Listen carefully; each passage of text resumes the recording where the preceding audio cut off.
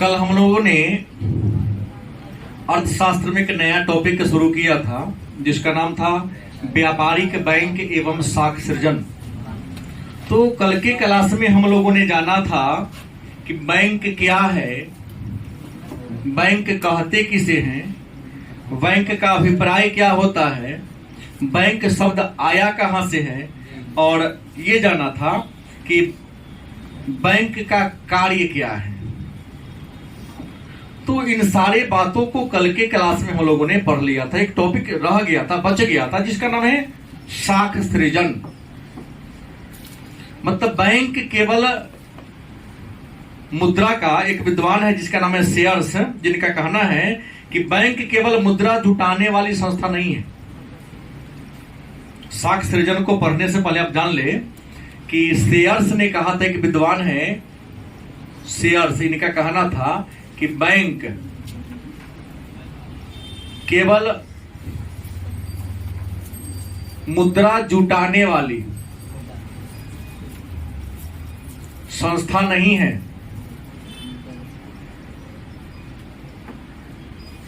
बल्कि मुद्रा का क्या करती है, सृजन भी करती है, निर्माण। मतलब बैंक केवल मुद्रा जुटाती नहीं है, जुटाना मतलब जनता के जमा राशि को, जनता के धनराशि को जमा ही नहीं करती है, बैठ जाइए, जनता के धनराशि को ही जमा नहीं करती है, तो और क्या करती है, तो और करती क्या है, मुद्रा का सृजन करती है। मतलब क्या करती है, निर्माण करने का भी कार्य करती है। किसने कहा, शेयर्स नामक विद्वान ने इस बात को कहा था। तो अब सवाल उठता है कि व्यापारिक बैंक शाख का सृजन माने शाख का निर्माण कैसे करती है, माने विश्वास का निर्माण कैसे करती है। तो भाई बैंक विश्वास या शाख का निर्माण तब ना करेगी जब पल में पैसा रहेगा। जब तक आपके पास पैसा नहीं होगा तो शाख होगा। गांव में जानते हैं कर्ज उसी को मिलता है जिसका प्रॉपर्टी होता है। गलत सही? जिसके पास गांव में कुछ भी नहीं हो वह कर्ज मांगने जाएगा तो पूछता है तू सधाओगे कहां से, तुम्हारे पास है क्या, तू भाग जाएगा, गांव छोड़ के तुम कहां से ले जाएंगे, जमीन जाएगा, रोनू जाएगा, दोनों का जमीन जाता है ना, ये तो पैसा सधाइए देगा। हाँ, बैंक भी आपको लोन तब देती है जब बैंक देखती है आपके बैंक में कुछ है, आपके पास गारंटी है, जितना देंगे, अगर भागियो गया तो इसका जमीन हम नीलामी करके, कुर्की जब्ती करके हम अपने धनराशि को वापस। तो बैंक शाख माने विश्वास का सृजन कैसे करती है, तो बैंक विश्वास या शाख का सृजन करती है अपने पास मौजूद जमा धनराशि के आधार पर। बैंक के पास धनराशि जमा कम होगी तो उसके पास शाख निर्माण का दर क्या होगा, कम होगा, और उसके पास धनराशि क्या होगी, ज्यादा होगी, तो उसके पास क्या होगा, शाख निर्माण करने की क्षमता भी क्या होगी। तो शाख को जानने से पहले जान लीजिए बैंक जमा क्या है। बैंक जमा, बैंक में जो रुपया हम रखते हैं, बैंक में जो धनराशि जमा कर जाती है वो दो प्रकार की होती है। बैंक में जमा कितने प्रकार का होता है, बैंक जमा के कितने प्रकार हैं, दो प्रकार हैं। एक का नाम है प्राथमिक जमा। क्या है, प्राथमिक जमा, और दूसरे का नाम है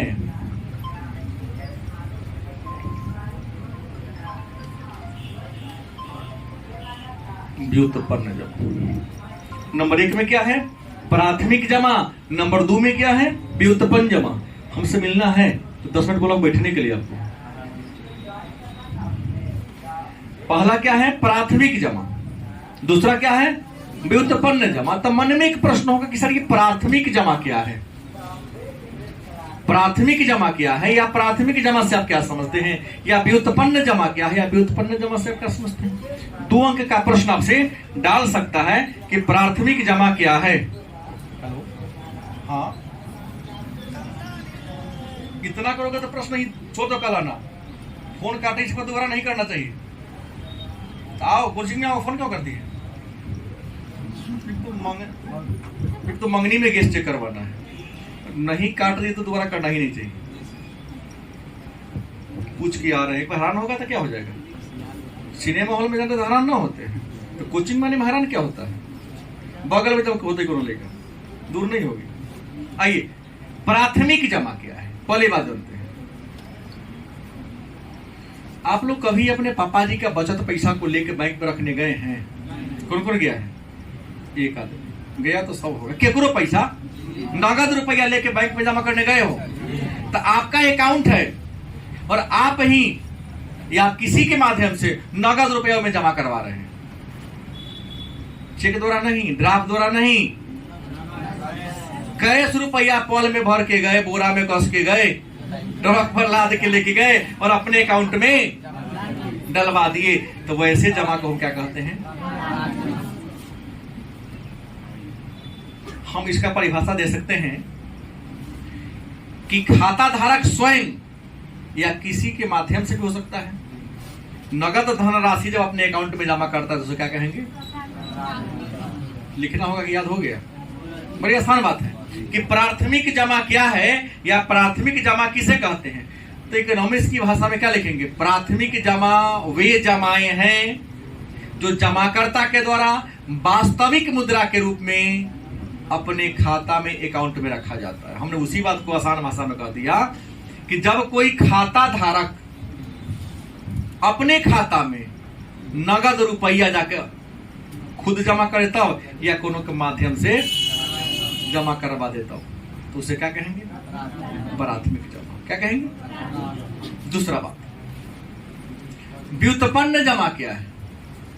तो व्युत्पन्न क्या होता है? उत्पन्न हुआ जमा, हम खुद नहीं किए, कहीं से उत्पन्न हो गया है। वो मेरा पैसा रियल में है नहीं, लेकिन मेरे अकाउंट में आएगा तो अब हमरे कहलाएगा। तो व्युत्पन्न जमा क्या है? तो जब कोई व्यक्ति बैंक से कर्जा लेने जाता है, कोई व्यक्ति बैंक से क्या लेने जाता है? कर्ज लेने जाता है। तो याद रखो बात, बैंक व्यक्ति के हाथ में कर्जा नहीं देता है। बाद में इंसान पलट सकता है, कहो की गारंटी का आपको पैसा दिए? तो बैंक कहती है कि आप पहले हमारे अकाउंट में, हमारे ब्रांच में खाता खोलो। गलत कि सही? तो उसके ब्रांच में आप खाता खोलोगे तो आपका लोन सैंक्शन हो जाएगा। तो बैंक क्या करेगी? अपने खाता में से आपके खाता में पैसा को क्या कर देगी और तब आप अपने खाता में से निकालो। तो प्रूफ रहेगा ना कि हम अपना खाता में से इसके खाता में डाले तब निकाला, ये जमा कर ले, नहीं हम जमा किए।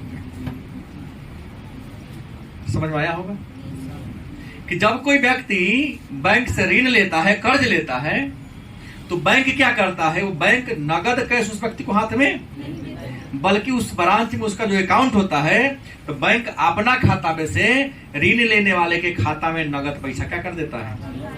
ट्रांसफर कर देता है। तो वैसे जमा को क्या कहते हैं? ऋण के रूप में वो जमा होता है, उसे क्या कहते हैं? व्युत्पन्न जमा के नाम से। तो उम्मीद है अगर आपसे पूछे कि प्राथमिक जमा क्या है, 2 अंक का प्रश्न है, कई बार पूछा गया प्रश्न है, भारी नहीं होना चाहिए। सोच लेते हैं कि बहुत भारी, इसलिए भारी आपको लग जाता है। आप हमको बताएंगे, खड़ा होइए। नहीं, ये हाँ खड़ा होइए। प्राथमिक जमा क्या है? जब हम अपना मतलब जमा करने जाते हैं। क्या फिर से बोलिए? तो जब अपना रुपया हम नगद बैंक में जमा करने जाते हैं काफी। तो व्युत्पन्न जमा बताइए। व्युत्पन्न जमा जो खुद का पैसा न हो, मतलब कहीं से आया हो, हमारे अकाउंट में आएगा तो मेरा अधिकार हो। गलती हो गया। हम तो समझाने का तरीका था ना, हमने बात ऐसा नहीं ना कहा है। ये तो फोन से बतिया रहे थे, इसलिए आपसे पूछा। Sit down. कौन सर? जीवन से जुड़ा बात नहीं ना था, छोड़ देते, 1 घंटे बाद उठाते हैं, कहते कि सर जी ना उठावे दी। लेकिन ये 2 नंबर ना आपसे दे आएगा, पर 2 नंबर घट गया ना, वहां सारा काम ना करेंगे, सुनल का बात काम करेगा। क्या जी? प्राथमिक जमा ठीक तुमने कहा कि सर हमारा ही खाता है, मैं खुद या किसी अन्य के माध्यम से, पर बाप के खाता बेटा ना रख दे, भाई तो नहीं जाके रख देगा, रख सकता है। तो नगद रुपया खुद जाके जमा कर दे तो उसको क्या कहेंगे हम?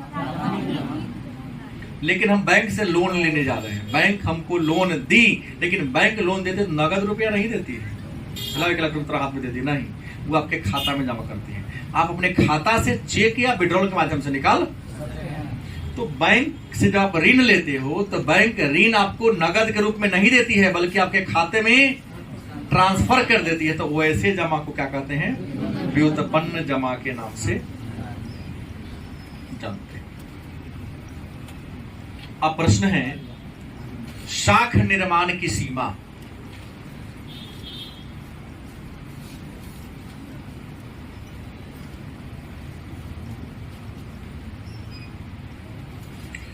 अब प्रश्न है कि शाख निर्माण निर्भर किस पर करेगा? तो प्राथमिक जमा पर, और नहीं यही पर व्युत्पन्न तो प्राथमिक पर निर्भर न करता है।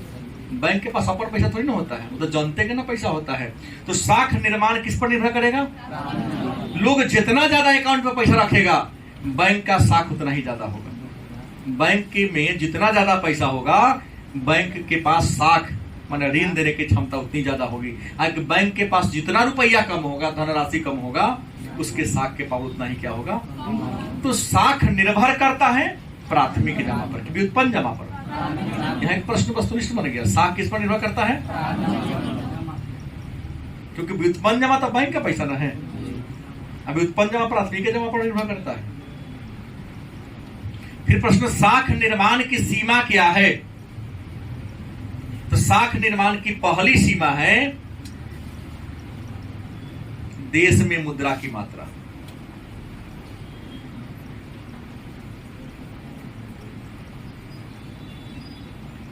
देश में मुद्रा की मात्रा, पहले ही बोल दिया हूं कि अगर देश में मुद्रा की मात्रा कम होगी तो शाख का निर्माण भी क्या होगा? अब मुद्रा की मात्रा ज्यादा होगी तो क्या होगा? याद रखेंगे, मुद्रा ज्यादा होगा तो ब्याज दर कम होगा, मुद्रा कम होगा तो ब्याज दर क्या होगा? तो शाख निर्माण की पहली सीमा है कि यह मुद्रा की मात्रा पर निर्भर करती है कि मुद्रा थोड़ा है या अगर मुद्रा की मात्रा ज्यादा होगी तो शाख निर्माण का दर क्या होगा? ज्यादा होगा। अब मुद्रा की मात्रा कम होगी तो शाख निर्माण भी क्या होगी? कोई दिक्कत? दूसरा है मुद्रा की तरलता पसंदगी। मुद्रा की तरलता पसंदगी। तरलता पसंदगी का मतलब हो गया कि लोग अपने पास नगद कितना रुपया रखना चाहते हैं। दो प्रकार के लोग होते हैं। आज भी कुछ ऐसे लोग हमारे भारत के हैं, बिहार के हैं, जो बैंक में अकाउंट ना खोल ले ना, उस सिरहाने में, गोईठे में, माटिए में गाड़ के रखता है रुपया, कोठिए में धाने में घुसिया देता है। सही बोल रहा हूं ना मैं? तो प्रश्न है देश में मुद्रा की तरलता पसंदगी। अगर लोग तरल रुपया अपने पास ज्यादा रखेंगे तो बैंक के पास रुपया जेब में नहीं करेगा। लोग अपने हाथे में नगद मुद्रा रखने लगे तब बैंक के पास पैसा गया, तब बैंक के पास शाख निर्माण क्या होगा? लेकिन लोगों के तरल मुद्रा रखने का शौक कम है ना, कम रखे। अब तो एटीएम का जमाना है, ऑनलाइन का जमाना है, सब पैसा बैंक में छोड़ देगा। अब तो पान खाना है, फोटो दिखा देता है, पैसा चल गया। क्या दुकानदार साठ के सब्जी वाला रख रहा है, जूता वाला रख रहा है, जूस वाला रख रहा है, सब जगह आ गया है। यहाँ तक टेम्पू वाला भी खुदरा ने दिखाई नहीं सटा हुआ है, हाँ चाय वाला भी रख रहा है, सब रख रहा है। मालूम है 100% इसका हम सबको सपोर्ट करना चाहिए। और हम लोग इतने बेवकूफ हैं, यह होगा ना तो गरीब को बड़ा फायदा होगा। वो फायदा कैसे होगा? काला बाजारी जो करने वाले लोग हैं अब उनको खुलकर ही करना होगा। जैसे खुलकर करेंगे तो जितना टैक्स दे देता उससे बेसी लगेगा टैक्स। सरकार देख लिया ना आपका पूरा पैसा। ऑनलाइन मार्केटिंग जो बड़े बड़े ब्लैक मनी वाले उनको बड़ा तकलीफ होता है, क्योंकि ब्लैक मनी का मतलब जानते हैं, ये नहीं कि करिया का पेंट किया हुआ मनी। ब्लैक मनी उस मनी को कहते हैं जिस पर सरकार को टैक्स नहीं मिलता है। और तुम में से किसी के पिता के पास ब्लैक मनी नहीं होगा तो 20 रुपया की जरूरत होता है तो कर्जे जुगाड़ खोजते हैं। भाई कोनो गलत नहीं बोल रहा हूँ। ब्लैक मनी बड़े बड़े बिजनेसमैन के पास होता है, राजनेताओं के पास तो अथाह पड़ा हुआ है, फिल्म अभिनेताओं के पास, क्रिकेट खिलाड़ियों के पास पड़ा हुआ है। ये जितने बड़े IAS IPS अधिकारी लोग हैं जो कमीशन पर काम करते वो ब्लैक मनी रखते हैं। सही बात है ना। तो मुद्रा की तरलता पसंद की, लोग नगद मुद्रा ज्यादा रखने लगेंगे तो साख का निर्माण कम होगा, और लोग नगद न रख के बैंक में रखना शुरू कर देंगे तो साख का क्या होगा, विस्तार होगा। तीसरा बैंकिंग आदत। क्या है? बैंकिंग आदत मतलब बैंकिंग आदत का कहने का मतलब क्या है कि लोग में बैंक के प्रति आदत जितना ज्यादा होगा, साख निर्माण उतनी ज्यादा होगी, और लोगों को बैंक से आदत जितना कम होगा, साख निर्माण उतना कम होगा। बैंकिंग आदत माने बैंक में जो पैसा कमा के जा बैंक में रख दे, अब बैंक में से निकाल के खर्चा करेंगे। कुछ लोग को, जैसे सरकारी कर्मचारी लोग जो हैं, उनका तो पैसा हाथ में मिलता नहीं है, सीधा अकाउंट में ट्रांसफर होकर जाता है, अकाउंट में गया उसमें से निकाल के खर्चा करना है।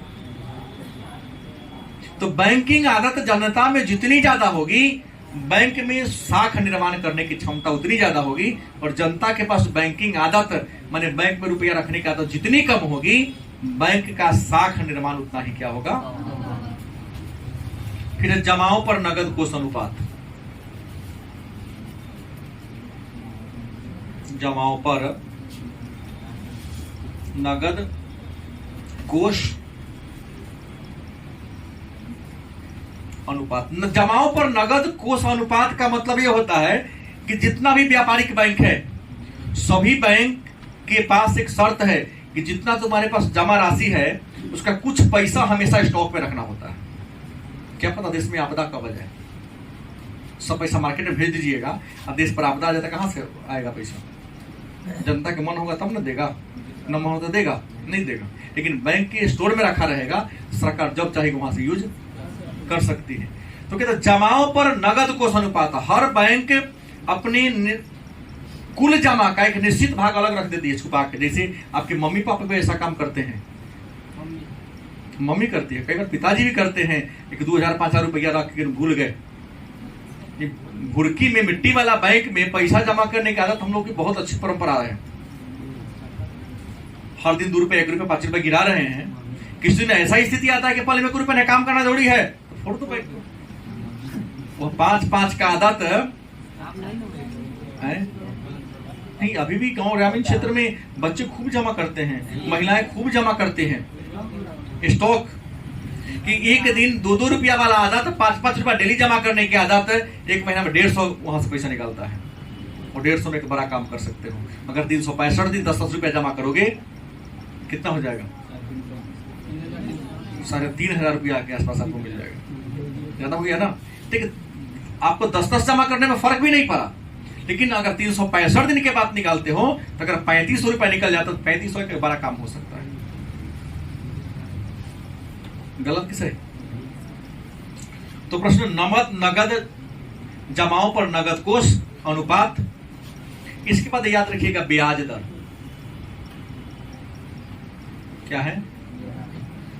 ब्याज दर भी निर्भर साख की मात्रा को प्रभावित करती है। ब्याज दर ज्यादा होगा तो लोग कर्जा लेवे नहीं करेगा। सही बोल रहा हूं ना? ब्याज दर अगर कम होगा तो लोग कर्ज लेना ज्यादा पसंद करते हैं। अगर ब्याज का दर ज्यादा हो जाएगा तो लोग सोचते हैं कि कैसे हो, मशक्कत से ही, समस्या से ही काम को निकालिए, जब ब्याज तो बहुत ज्यादा देना पड़ेगा। उसके बाद बैंकों का केंद्रीय बैंक के पास जमा। बैंकों का केंद्रीय बैंक के पास जमा। अब कहोगे बैंकों का केंद्रीय बैंक के पास जमा का मतलब क्या होगा? तो जब भी कोई बैंक खुलता है, जब भी कोई बैंक खुलता है, तो एक बात जान लो, बैंकों को खोलने से पहले एक सिक्योरिटी मनी हर व्यवसायिक बैंक को केंद्रीय बैंक के पास रखना पड़ता है। उसी को कहते हैं बैंकों का केंद्रीय बैंक के पास। नहीं जमा करेगा, फिर बताता हूं क्या क्या उसको कहते हैं। सो नहीं जमा करेगा तो बैंक को लाइसेंस नहीं मिलेगा। कहीं तुम भाग गया जनता का पैसा लेके, तुम्हारा जो पैसा सिक्योरिटी रहेगा उसी में से ब्याज बढ़ा के जनता को लौटा दिया जाएगा। तो हर जो भी बैंक खुलता है, वह बैंक अपना कुछ सिक्योरिटी मनी आरबीआई के पास जमा करता है, तो आरबीआई कहेगी नहीं, अपने पूंजी का 20% मेरे पास जमा करो। तो सब पैसा कहाँ पहुंच गया? 20% तो आरबीआई के पास पहुंच गया, तो व्यवसायिक बैंक के पास पैसा क्या हो गया? कम गया। तो जब पैसे घटेगा तो साख निर्माण क्या होगा? और केंद्रीय बैंक की साख संबंधी नीति, और सीधे कहते हैं आरबीआई की साख नीति। हमको आरबीआई नहीं लिखना चाहिए था, लेकिन आप समझ रहे हैं कि हम इंडिया के बारे में ही चर्चा कर रहा हूं। तो इंडिया के केंद्रीय बैंक का नाम क्या है? Reserve bank of India. तो यहाँ केंद्रीय बैंक भी लिख सकते हैं, क्योंकि इंडिया के केंद्रीय बैंक आरबीआई है, तो हमने आरबीआई लिख दिया। तो आरबीआई की साख नीति की घोषणा केंद्रीय बैंक करती है। और भारत के केंद्रीय बैंक का नाम क्या है? आरबीआई, जिसकी स्थापना 1934 के बैंकिंग अधिनियम के तहत 35 में हुआ था, प्राइवेट बैंक के रूप में, और इसका राष्ट्रीयकरण 1949 में हुआ था। क्या जी?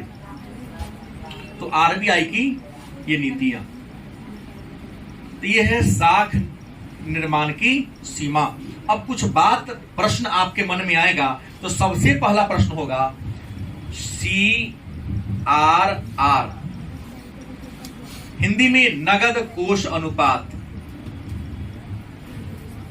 नगद कोष अनुपात।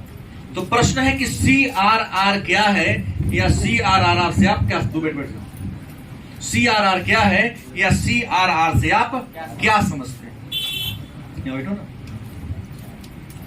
CRR क्या है या CRR से आप क्या समझते? देखो, CR मतलब नगद, cash ratio reserve, cash ratio reserve, Hindi में नगद कोष अनुपात। क्या है? नगद कोष अनुपात। तो कहता है कि अभी मैं बोला ना, बैंकों का केंद्रीय बैंक के पास जमा, इसी को कहते हैं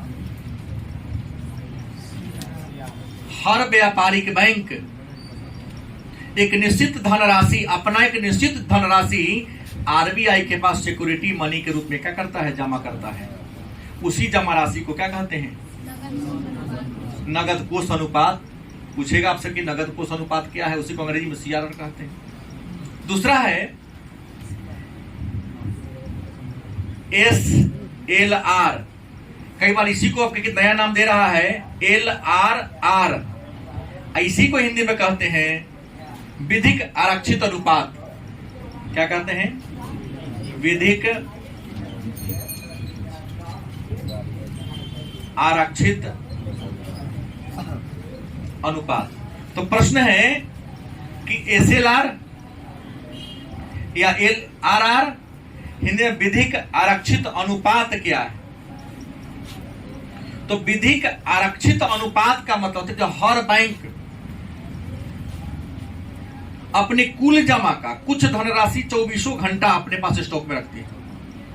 जैसे पेट्रोल पंप लिख देगा कि पेट्रोल नहीं है, लेकिन फिर भी उसके पास 500 लीटर पेट्रोल होगा। गलत सही? जिला में जो डीएम को जरूरत पड़ गया, दूर जाना हो, डीएम कह जाएगा तो ना है, ताला मारो नहीं, लाल कपड़ा लाएगा, कोई गिराता है क्या? मार दो मोहर। एसपी थाना की गाड़ी जाएगा तो नहीं देगा, क्योंकि थाना का पेट्रोलिंग करना होता है भाई। कह दिया गया सबको, राशन के स्टॉकिस्ट को, गैस गोदाम वाले को, पेट्रोल पंप वाले को, एक निश्चित मात्रा में पेट्रोल, राशन या गैस का कंटेनर हमेशा स्टॉक में रखना है, कि जिला में कब कैसी समस्या आ जाए कौन जानता है। वैसे ही हर बैंक तो पहली बार अपन कुछ राशि आरबीआई में रख दिया, तो आरबीआई में जो रख दिया उसे क्या कहते हैं? नकद कोष अनुपात। लेकिन विधिक तरलता अनुपात एक विधि है, एक नियम है कि हर बैंक अपने रुपया का कुछ हिस्सा 24 घंटा 365 दिन स्टॉक छूबे नहीं करता है, स्टॉक में रखना ही, उतना कम से कम रखना ही है। तो उसी धनराशि को कहते हैं, क्या कहते हैं? विधिक आरक्षित अनुपात। आदू को आरबीआई नजर रखती है, नियम वही बनाती है, कितना परसेंट रखा है, कैंसिल हो ही जाएगा। सब पर तो आरबीआई का नियंत्रण नहीं। लेकिन अब 2 प्रश्न और जान लीजिए। अगर CRR जान गए, SLR क्या हो गए जान गए, तो एक जानना है रेपो रेट, रेपो दर, और दूसरा क्या है रिवर्स रेपो दर नाम सुने हैं? रेपो दर क्या है या रिवर्स रेपो दर क्या है? मतलब हमने कहा रेपो रेट दर और दूसरा क्या कहा? रिवर्स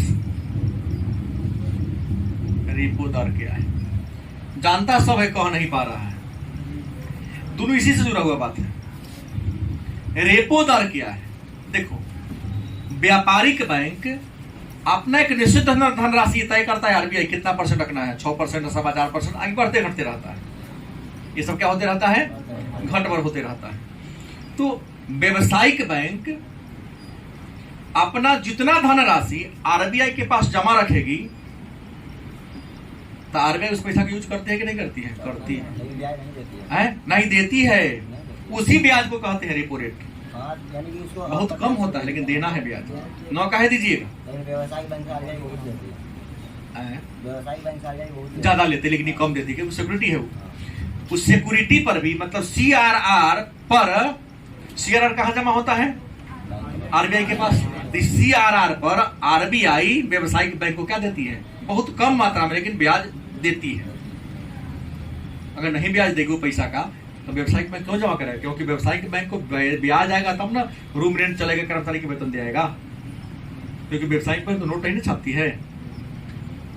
गलत सही? ये तक कर्जे दे के ना कमाती है।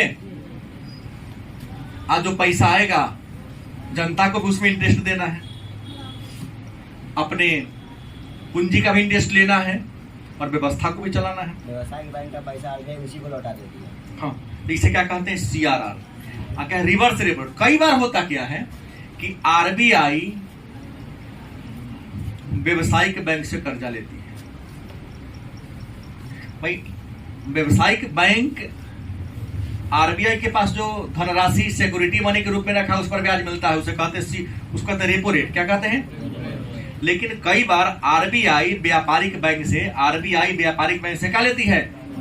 ऋण लेती है। जब भारत सरकार का डिमांड बढ़ जाता है तो जब ऋण लेगी व्यवसायिक बैंक से आरबीआई, तो आरबीआई उस ऋण पर ब्याज देगी कि ना देगी? देगी। ना कैसे देगी? क्योंकि व्यवसायिक बैंक के पैसा नहीं ना, जनता का पैसा है। पैसा किसका है? धन। व्यवसायिक बैंक में जो रुपया किसका धन है? क्या बैंक का है? जनता का। जनता कहेगी ना तुम किसको दिया, हमको इससे मतलब नहीं, हमको ब्याज चाहिए। छोड़ दोगे तुम नहीं छोड़ोगे तो बैंक क्यों छोड़ेगी? तो व्यवसायिक बैंक से जब आरबीआई ऋण लेती है तो आरबीआई भी व्यवसायिक बैंक को ब्याज देती है। तो ब्याज उल्टा ना हो गया, इसलिए इसका नाम पड़ेगा रिवर्स, माने उल्टा रेपो रेट। माने रेपो रेट के जस्ट उल्टा। अब व्यवसायिक बैंक भी लेगी आरबीआई भी उससे ब्याज लेगी। ये चार बात है, इन बातों को